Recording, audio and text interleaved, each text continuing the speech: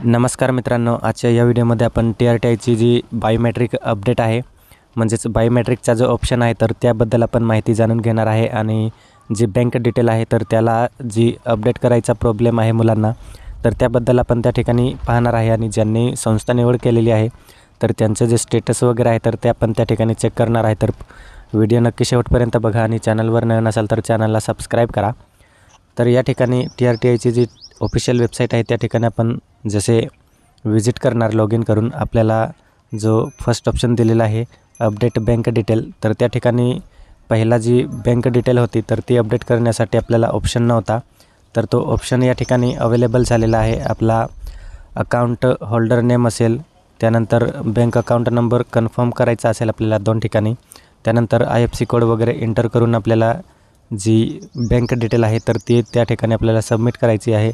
Bank detail submit करताना या ठिकाणी आपल्याला जो पासबुक आहे तर तो यावरती क्लिक करून अपलोड करायचा आहे आणि व्ह्यू पासबुक यावरती आपण क्लिक करून जो पासबुक आहे तर तो आपण अपलोड केलेला आपण त्या ठिकाणी पाहू शकतो। त्यानंतर आपल्याला संपूर्ण माहिती या ठिकाणी फिलअप झाल्यावरती अपडेट या ऑप्शनवरती क्लिक करून आपण जी बँकिंग डिटेल आहे तर ती त्या ठिकाणी अपलोड करू शकतो।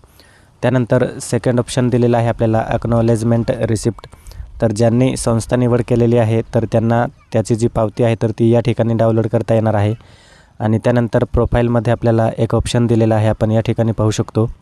ॲप्लिकेशन स्टेटसमध्ये आपण जर संस्था निवड केलेली असेल तर प्रेफरन्स फॉर्म कंप्लीटेड अशा पद्धतीचा जो स्टेटस आहे तर तो त्या ठिकाणी आपल्याला पाहायला मिळणार आहे। आणि जे डॉक्युमेंट व्हेरिफिकेशन स्टेटस म्हणजे आपण जो ऑनलाईन ॲप्लिकेशन केलेला होता तर त्यामध्ये आपण जे डॉक्युमेंट अपलोड केले होते तर ते बरोबरचे आहे, म्हणून त्या ठिकाणी आपल्याला कंप्लीटेड असा ऑप्शन दिसत आहे।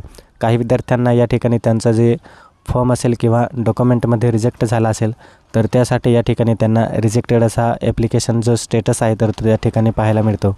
आणि लास्ट ऑप्शन आपण पाहू शकतो बायोमेट्रिक स्टेटस, तर बऱ्याच विद्यार्थ्यांना बायोमेट्रिक इनकम्प्लीट दाखवत आहे, म्हणून त्या ठिकाणी विचारायला लागलेले आहे की आमचं ॲप्लिकेशन संस्था निवड झाल्यावर सुद्धा या ठिकाणी आमचं बायोमेट्रिक इनकम्प्लीट दाखवत आहे।